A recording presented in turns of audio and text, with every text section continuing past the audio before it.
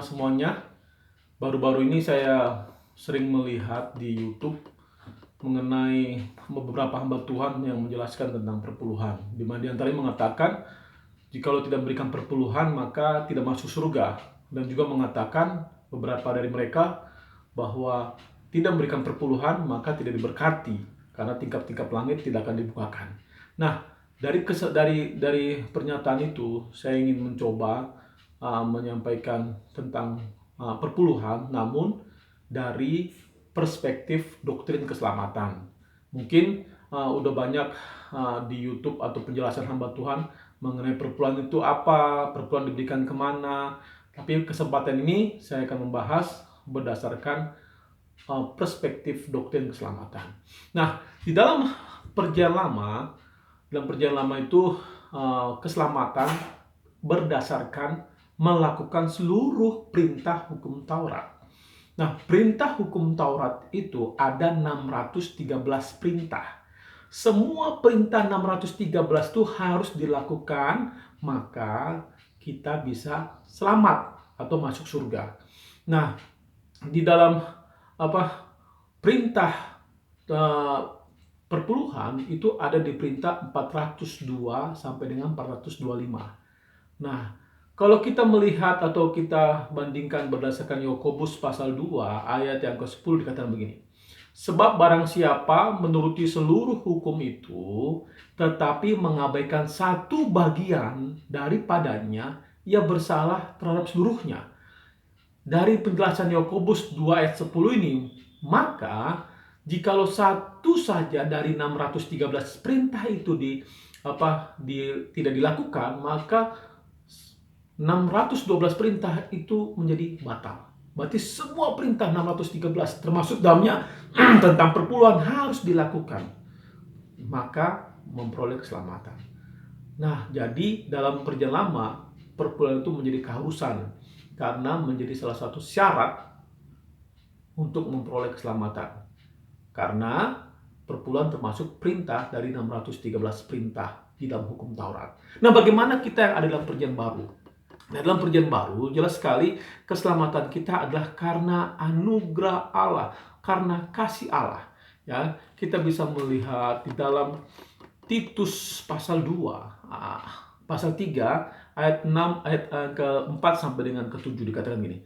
Tetapi ketika nyata kemurahan Allah, juru selamat kita dan kasihnya kepada manusia, pada waktu itu dia telah menyelamatkan kita, bukan karena perbuatan baik yang telah kita lakukan, tetapi karena rahmatnya, oleh permandian kelahiran kembali dan oleh pembaruan yang dikerjakan oleh Roh Kudus, yang sudah dilimpahkannya kepada kita oleh Yesus Kristus, Juru Selamat kita, supaya kita sebagai orang yang dibenarkan oleh kasih karunia-Nya berhak menerima hidup yang kekal sesuai dengan pengharapan kita. Jadi keselamatan kita murni karena kebaikan Allah. Ya, kita bisa lihat kembali di dalam Efesus. Ya, Efesus pasal yang ke-2. Ya, Efesus pasal 2 ayat 8 dan 9. Begini firman Tuhan. Sebab karena kasih karunia kamu diselamatkan oleh iman. Itu bukan hasil usahamu, tetapi pemberian Allah. Itu bukan hasil pekerjaanmu. Jangan ada orang yang memegahkan diri. Nah, berarti memberikan perpuluhan bukan karena ingin diselamatkan. Karena keselamatan kita adalah murni karena kasih karunia Allah. Bukan karena perbuatan-perbuatan kita dalam melakukan hukum Taurat. Tetapi bukan berarti setelah kita menjadi orang percaya dan diselamatkan, kita tidak lagi hidup dalam perintah atau bebas dari perintah. Tidak, perintah tetap ada, namun bedanya kita mengerjakan perintah bukan untuk memperoleh keselamatan, tetapi kita mengerjakan perintah karena kita orang yang sudah diselamatkan. Nah, jadi perpuluhan tersebut adalah perintah yang kita lakukan bukan untuk memperoleh keselamatan, tetapi karena kita orang-orang yang sudah diselamatkan. Nah, sebagai syukur kita kepada Allah yang telah menyelamatkan kita, maka kita wujudkan dengan cara melakukan perintahnya. Nah, bukan hanya itu saja.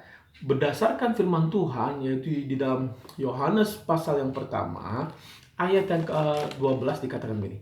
Tetapi semua orang yang menerimanya diberinya kuasa supaya menjadi anak-anak Allah, yaitu mereka yang percaya dalam namanya. Berarti setelah kita percaya Tuhan Yesus sebagai Tuhan kita, maka kita telah menjadi anak Allah.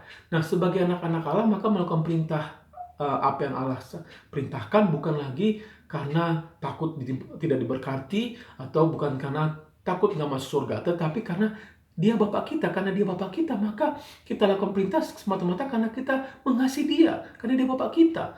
Dan juga karena kita mengasihi dia, karena dia sudah menyelamatkan kita. Bukan karena perbuatan kita, tapi semua karena anugerah dan kasih-Nya. Maka kita balas kasih-Nya karena kita mengasihi dia dengan melakukan perintahnya.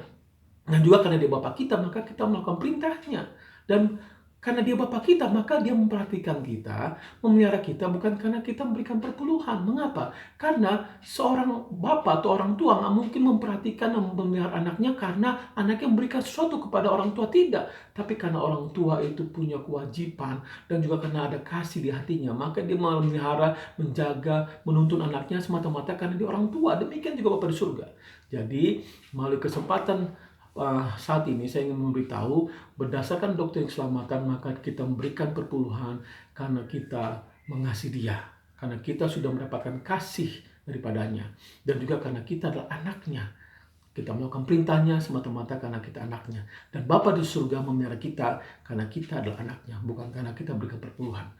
Ya, demikian pengajaran singkat tentang perpuluhan berdasarkan perspektif doktrin keselamatan. Kiranya Tuhan Yesus berkati kita semua. Amin.